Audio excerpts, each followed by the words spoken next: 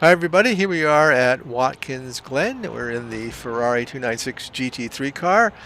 It's a GT3 practice session, and I'm here just to quickly tell you about a new piece of gear that I've put on the rig, and it's right up here.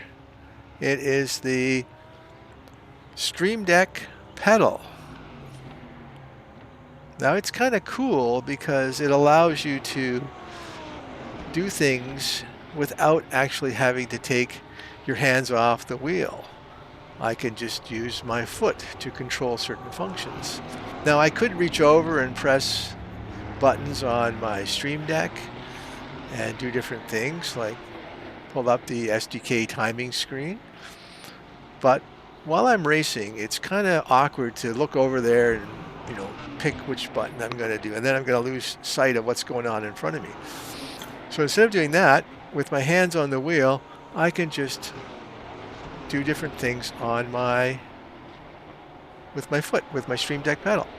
So I just clicked the pedal for my main racing scene, and you can see that has brought up my map and my timing and my picture and a dash, but I've got mostly the windscreen of the car showing. If I wanted to, say, do a little bit more commentary, I could pull up that and get a closer view of me, or I could add something to it, to make it look like what's happening on track, that kind of thing.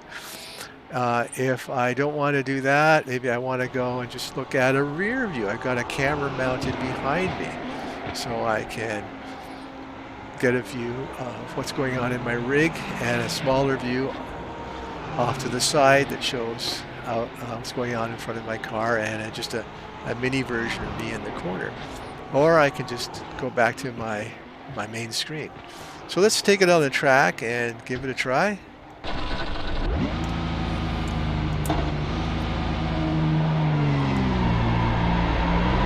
There's a car approaching. Watch your mirrors. Stay behind the white line.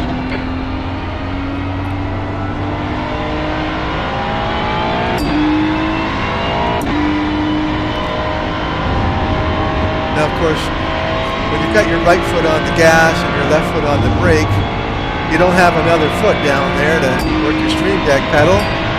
So you have to do it when you're on straights like this one. So if I wanted to just zoom in or do that, go back there, I can do that. But then I got to remember to get my foot back on the brake if I've got a braking zone coming up.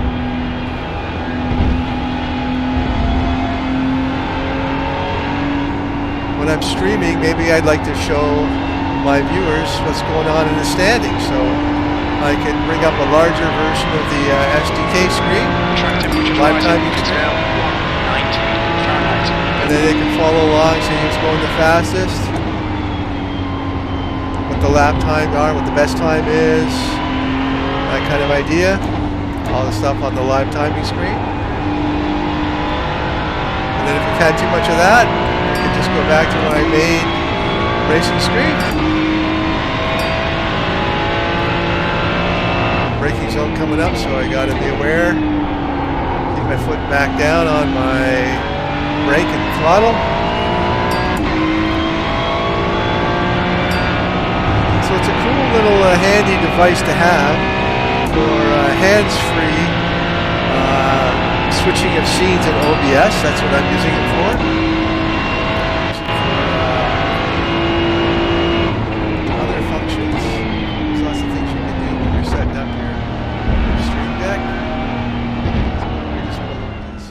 We're seeing this picture of the StreamDeck pedal, and you can see I've got 3 scenes programmed in, my main racing scene, and I've got the rear camera shot and the zoom in shot, and I can have different profiles. This is profile 1. If I want to do a different profile, I can do different functions in here. And of course you've got all of the little applets that come with the StreamDeck here, for sound, the StreamDeck itself, like macros and Twitch and all these things here. You can mix and match and design whatever you want, but of course you only have 3 buttons at a time to play with your foot, but you can make multiple profiles. If I I can click back just to my normal StreamDeck. On my StreamDeck, I have the same scenes, but I also have my SDK timing screen. So for that one, I have to actually use my StreamDeck for. The problem is with the StreamDeck pedal is there's no way to advance forward or backwards through the scenes that you've set up. What I would like to see is have my main racing screen here and then have a sort of a forward and a back button that goes through my scene. So as I click this one, I would go back a scene, go back a scene, go back a scene, or go forward a scene, go forward a scene, go forward a scene.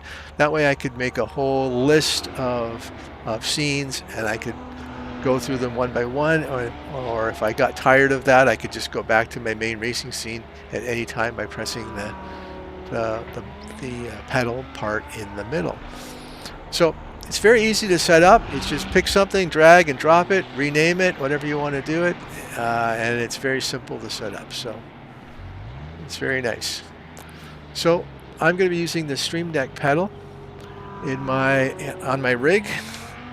I'm going to use it for some different functions here.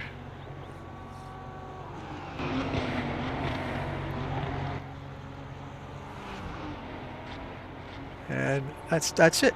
Pretty cool. As I get more used to it under my feet, I should be a little bit more smooth in the transitions. But for now, I think I'll just drive.